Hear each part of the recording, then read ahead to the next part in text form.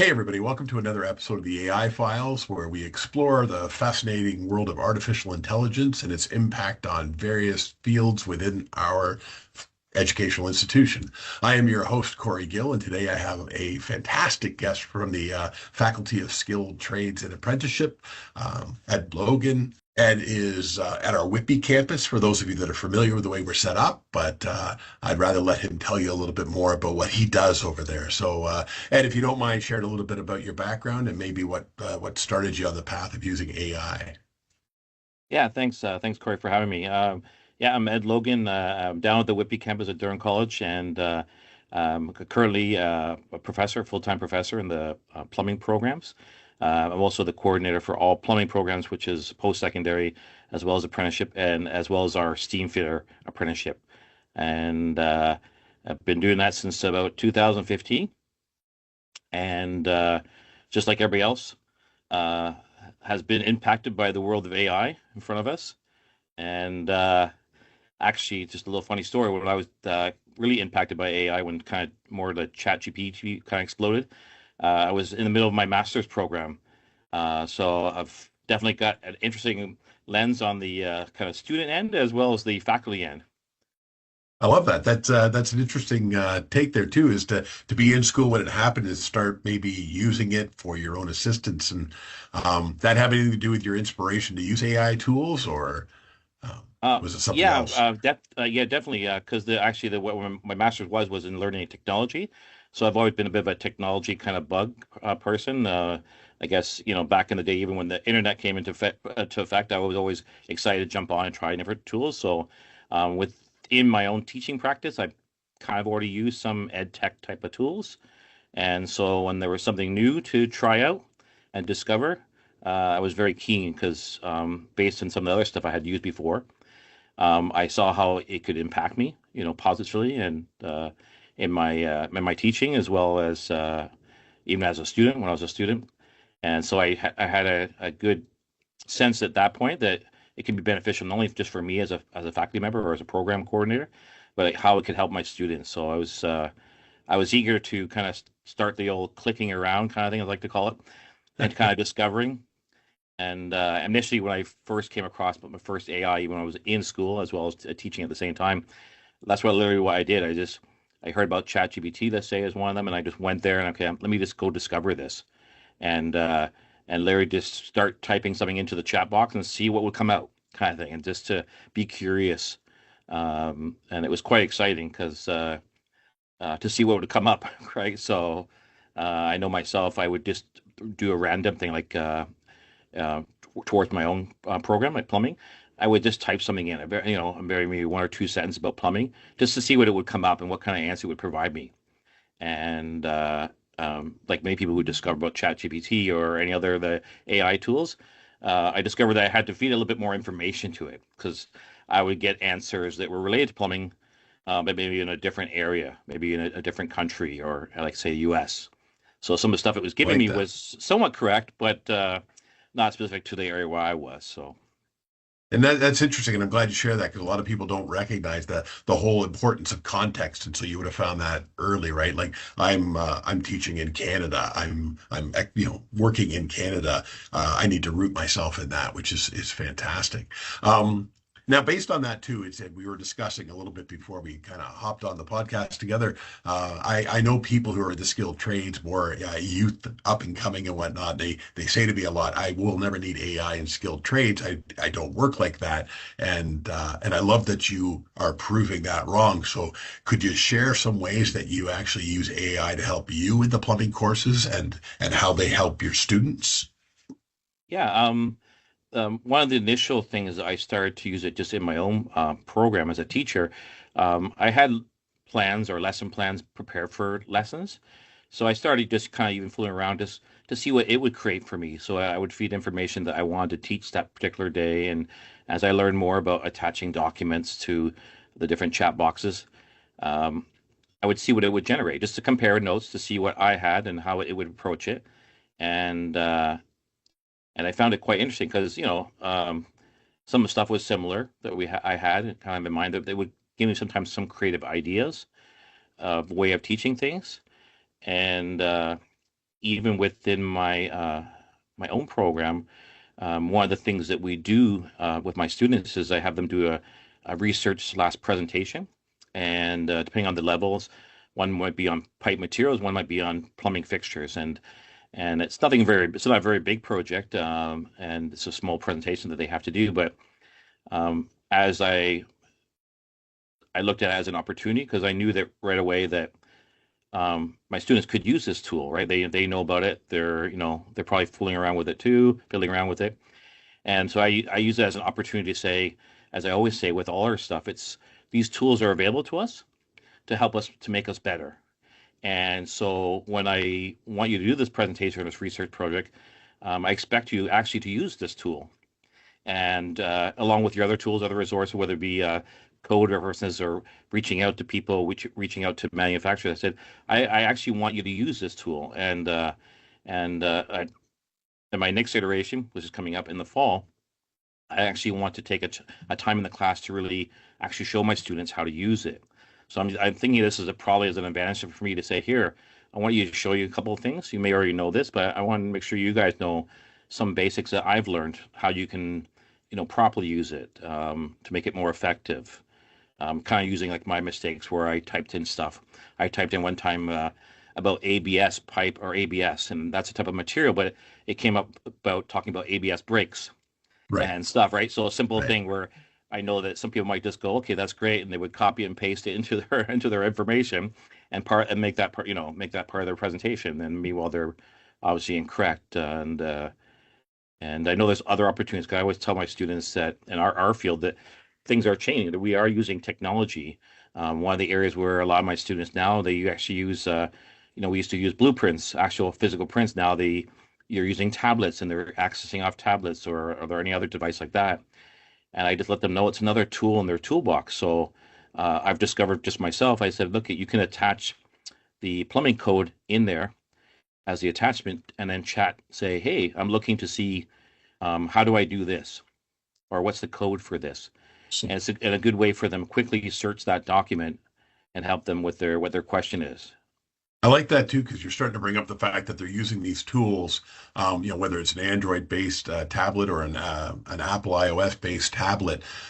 We know now Gemini and Apple Intelligence is being put on these devices. And so to try and lock it down and suggest they don't use it is almost counterintuitive. So reinforcing that they use it, that they make the mistakes, they learn from their mistakes. I love it.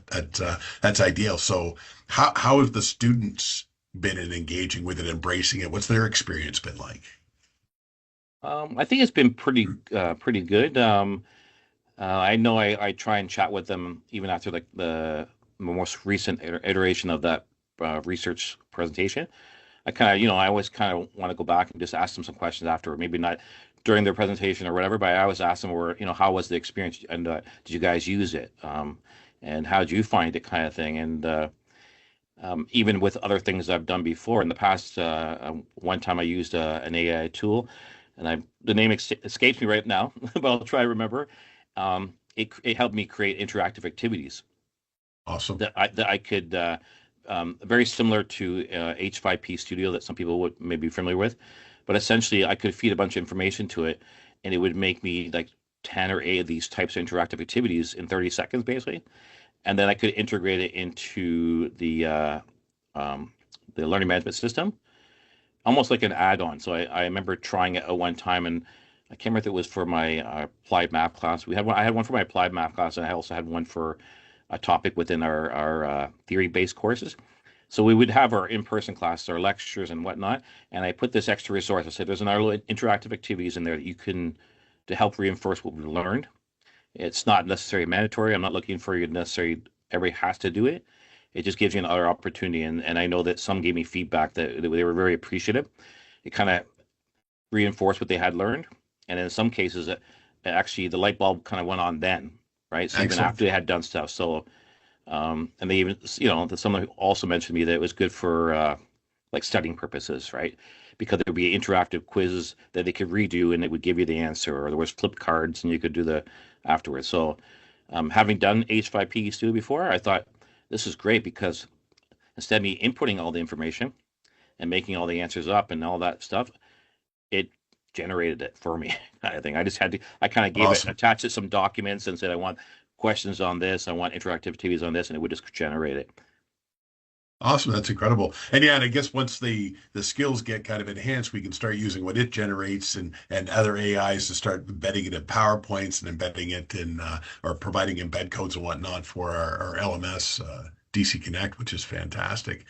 Makes it a little bit more natural. I love seeing students witnessing professors using it because it shows that it is required in the workplace that they need to learn to be educated on it because the employer of the future is probably going to expect them to have that. Now, you talked about some blueprints and you talked about some research. I'm just curious if you have one kind of project itself where it was particularly successful or innovative use of AI that kind of broke a barrier with an aha moment for either yourself or a student or beyond that. So, Well, I've had those like the ones I mentioned before, but there's another. It's not necessarily a project. I've now used it now to. I've always kind of had this, but like a connection activity, or try to connect my content right at the beginning, kind of following like a jumpstart model. So now I've used it to help with the creativity of those connections beautiful.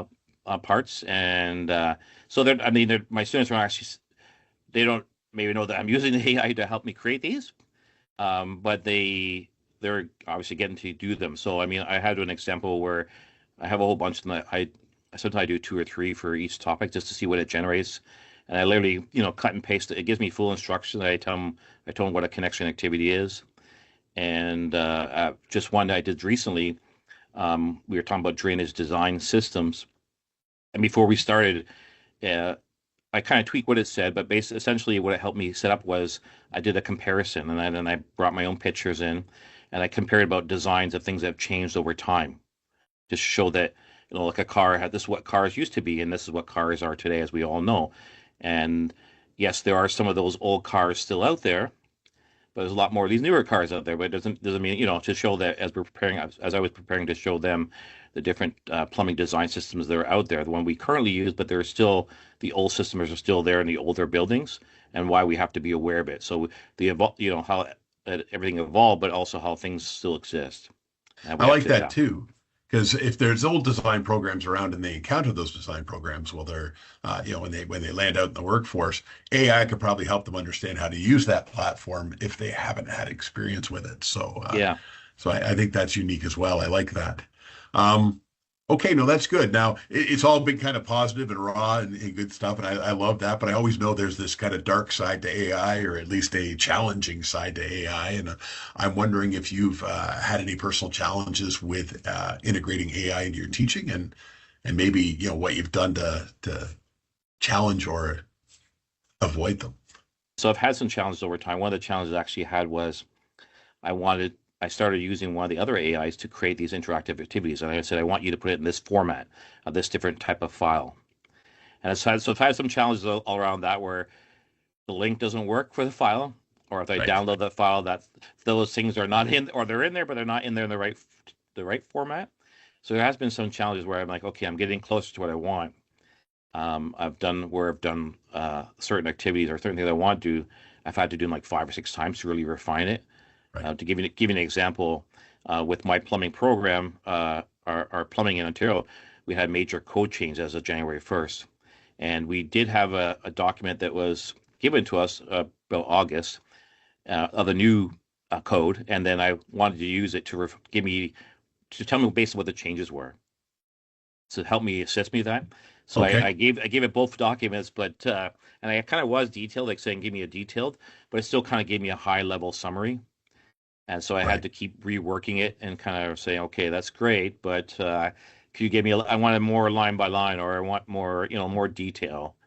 So there has been some challenge where I've gotten frustrated. I'm like, I think I've told you exactly what I want, but you're getting a little bit closer, but it's like baby steps. So sometimes it's been baby steps. So it can be a little bit challenging that way. But as I've discovered in the short period of time I've used it, over the last year or so, year and a half, a lot of them have advanced a lot more.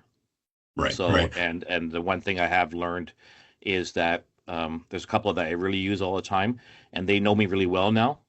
So Right. when I ask stuff, it already kind of I'm like, how'd you know that? I'm like, oh, that was pretty good. I'm like, oh, that's right, because you already know me. I've already asked you all these questions, so you know I'm a plumbing professor. You know I'm in Ontario now. You know exactly what who I am. I So love when I that. ask you something, you can get it closer to what I want right away. So Yeah, that's fantastic. And you're absolutely right. And it freaks some people out. So, anybody listening and whatnot, it will get to know you. It is adaptive. I really like the way you've kind of shared it there because I say it to a lot of people too, is almost like a child, like a person. It's learning as it goes. And sometimes it's frustrating, just like people are. And sometimes it knows more about you than you think it does, just like people do. But it's this autonomous self-learning capability out there that has to be coaxed sometimes into performing the way we want it to. So that's good. I like that. I think the message there is stick with it, yeah, because eventually you'll get it to come around to your side, right? So yeah. It's just like having like you're being a parent or having students. Eventually there'll be a few of them that you need a little more time, right? Need a little more time to get to know them and understand. So and then the it's been aha quite goes fun. off. Yeah, Yeah, then it goes perfect. off. Yeah. I love it. I love it. And that it kind of brings me to one of my big questions that I always like to ask people because you're an expert in your field and people think of you about, where's the program going to go and what do we need to be employed. So, what do you see as the future of AI trend in education, specifically in the skilled trades and apprenticeship world?